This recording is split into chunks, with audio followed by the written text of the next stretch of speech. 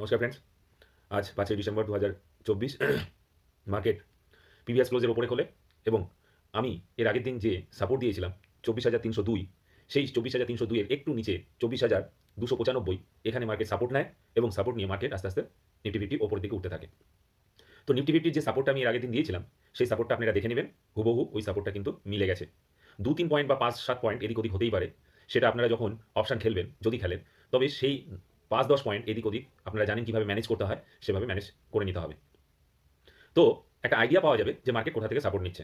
আর একটা কথা বলি, আমি যে রেজিস্ট্যান্স দিয়েছিলাম 24,605, এই জায়গাটাতেও কিন্তু মার্কেট 5 মিনিটের ক্যান্ডেলগুলো দেখবেন নিফটি ফিফটি, এখানেও কিন্তু মার্কেট কিছুক্ষণের জন্য পজ নিয়েছিল। নেওয়ার পরে মার্কেট ওপরের দিকে ওঠে এবং মার্কেট হাই 24,857-তে হাই লাগায়। তো নিফটি ফিফটি 24,857-তে যে হাই লাগায়, এর আগের দিন কিন্তু আমি বলেছিলাম যে মার্কেট যদি 24,500-র ওপরে আধা ঘন্টা বা 1 ঘন্টা থেকে যায়, তাহলে কিন্তু মার্কেট ওপরের দিকে উঠতে থাকবে।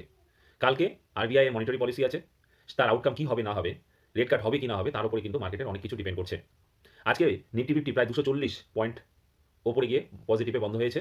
মার্কেট ক্লোজ হয়েছে 24,708-এ। তো অনেকেই বলছিল যে মার্কেট নামবে এবং সেটা 18,000-এ গিয়ে থামবে বা 22,500-তে গিয়ে থামবে।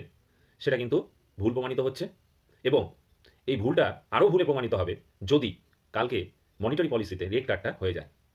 তো রেড কার্ডটা যদি হয়ে যায় তাহলে কিন্তু 18,000 কিন্তু আর দেখার সম্ভাবনা নেই বললেই চলে। কারণ আমি দেখেছি যখনই মার্কেট নিচের দিকে নামতে থাকে তখনই অনেক ইউটিউবার আছে বা অনেক হোয়াটসঅ্যাপ গ্রুপ আছে, তারা কিন্তু সমানে নিচের দিকে নামার একটা কথা বলতেই থাকে। আজ 100 পয়েন্ট নামলো, তারপরে তার প্রেডিকশন দাঁড়ালে কালকে আরও 200 পয়েন্ট নেমে যাবে, তারপরে আরও 500-300 পয়েন্ট নেমে যাবে। তো এরকম করতে করতে দেখা যায় যে ইউটিউবার এবং যারা হোয়াটসঅ্যাপ গ্রুপ করেন, তারা বিয়ারিশ যখন মার্কেট নিচের দিকে নামতে থাকে তখন তারা অতি বিয়ারিশ হয়ে যায়।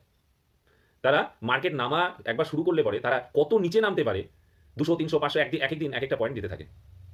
তো শুধু নামার কথা বললেই হবে না, তার রেসপেক্টে তার পক্ষে যুক্তিও দিতে হবে। সেই যুক্তি কিন্তু তাদের কাছে শুনলে পরে নাই। তো এরকম প্রেডিকশন দেওয়ার কোনো অর্থ হয় না। তো প্রেডিকশন দিতে হবে যুক্তি দিয়ে, তার পেছনে যুক্তি থাকতে পারে হবে। মার্কেট অবশ্যই 22,500-তে নামতে পারে, কিন্তু তার পেছনে যুক্তি কী, তার পেছনে ব্যাখ্যাটা কী সেটা তো বলতে হবে। মার্কেট 18,000-এ নামতেই পারে, তার পেছনে ব্যাখ্যাটা কী সেটাও তো বলতে হবে। তো এই সমস্ত ইউটিউবের বা হোয়াটসঅ্যাপ গ্রুপের পাল্লায় আপনারা পড়বেন না, পড়লে পরে কিন্তু আপনাদের ক্ষতি হবে। কারণ মার্কেট যখন নিচের দিকে নামতে থাকে তখন বিয়ারিশ যারা, তারা অতি বিয়ারিশ হয়ে যায়। কিন্তু মার্কেট যখন উপরের দিকে উঠতে থাকে তখন কিন্তু তারা বুলিশ হতে পারে না, সবসময় বিয়ারিশ চিন্তাভাবনায় থাকে। তো যাই হোক, ইউটিউবার অনেকে অনেক কথা বলবে, আপনারা বিচার বিবেচনা করবেন, কারটা ফলো করবেন, কারটা ফলো করবেন না। তো আজকে ইন্ডিয়া ভিক্স 14.53, মানে 6% বেড়ে বন্ধ হয়েছে। আর নিফটি ফিফটি 240 পয়েন্ট প্লাসে বন্ধ হয়েছে। আর ওপেন ইন্টারেস্ট যদি দেখা যায়, সরি, তো ওপেন ইন্টারেস্ট কিন্তু অনেকটা শিফট করে গেছে, কারণ নতুন এক্সপায়ারি স্টার্ট হচ্ছে কালকে থেকে, উইকলি এক্সপায়ারি। তো সেখানেই দেখা যাচ্ছে 25,500-তে কিন্তু হাইস্ট ওপেন ইন্টারেস্ট কল রাইটারদের, আর পুট রাইটারদের 24,000-এ। তার মানে 24,000 থেকে 25,500-র মধ্যে কিন্তু মার্কেট ঘোরাফেরা করবে এই উইকে, এখান থেকে প্রেডিকশন করা যায়। তো বন্ধুরা বুঝতেই পারছেন যে মার্কেটে যারা কল রাইটার আছে, তারা মার্কেট 25,500 পর্যন্ত যেতে পারে এই কথা, এই চিন্তা ভাবনা করেই কিন্তু তারা শর্ট পজিশন বানিয়েছে 25,500-তে। তো তারাও ভাবছে যে মার্কেট এখন 25,500 পর্যন্ত যেতে পারে, যাবে, অবশ্যই যাবে, চিন্তাভাবনা করার কিছু নেই, অবশ্যই যাবে। অনেকেই মার্কেট যখন নামা শুরু করে তখন গেল গেল গেল গেল গেল সব গেল, এই চিন্তাভাবনা করে চিন্তাভাবনা শুরু করে, বেচা শুরু করে। আসলে বেচা শুরু করার জন্যই কিন্তু বড় বড় ইনভেস্টাররা যারা একটা ছোটোখাটো ঝাঁকি মারে, বাংলায় একে ঝাঁকি মারা বলা হয়। তো ঝাঁকিতে দেখবেন কোনো গাছের ফল যদি পেকে যায়, তাহলে অল্প ঝাঁকি মারলে পরে যারা বেশি বেশি পাকা, যে সমস্ত ফল বেশি পাকা তারা আগে পড়ে যায়, তারপর আরও একটু বেশি ঝাঁকি মারলে পরে যারা একটু পাকা এবং একটু কাঁচা আছে তারা পড়ে যায়, আর যারা আর একটু জোরে ঝাঁকি মারলে পরে, যতই জোরে জোরে ঝাঁকি মারা যাক, তখন দেখা যাবে যে কিছু ফল কিন্তু গাছে আটকেই আছে, তারা কিন্তু পড়ছে না। এরকম হতে হবে। যারা ইনভেস্টার আছে, যারা সুইং ট্রেডিং করেন, তাদেরকে এরকম শক্ত হতে হবে, বেশি পাকলে হবে না যে গেল গেল গেল মার্কেট 18,000-এ চলে যাবে, 17,000-এ চলে যাবে, 15,000-এ চলে যাবে, এরকম মনোভাব আনলে পরে মার্কেটে থাকা যাবে না।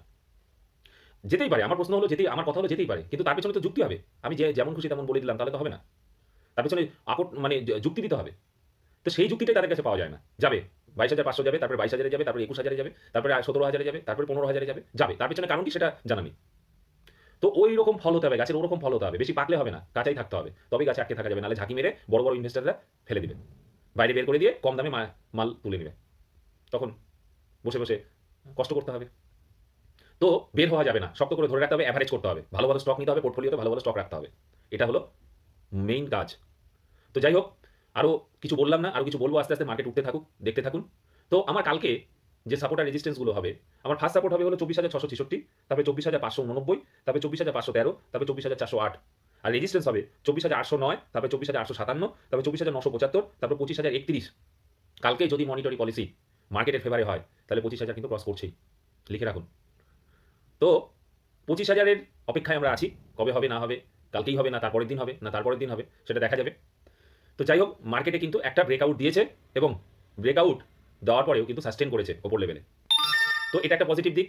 আর এফআইআই আজকে 8,539 কোটি টাকা বাই করেছে, আর ডিআইআই সেল করেছে 2,303 কোটি টাকা। এটাও কিন্তু একটা পজিটিভ দিক। তো আমার পয়েন্টগুলো মার্ক করবেন, আমার ভিডিও ভালো লাগলে সাবস্ক্রাইব করবেন, শেয়ার করবেন, যাতে আপনারাও উপকৃত হবেন, আমিও উপকৃত হব। কারণ একসাথে যদি আমরা বেড়ে চলি তাহলে কিন্তু সবারই উপকার হবে। তো আজকের জন্য ভালো থাকুন, সুস্থ থাকুন, নমস্কার।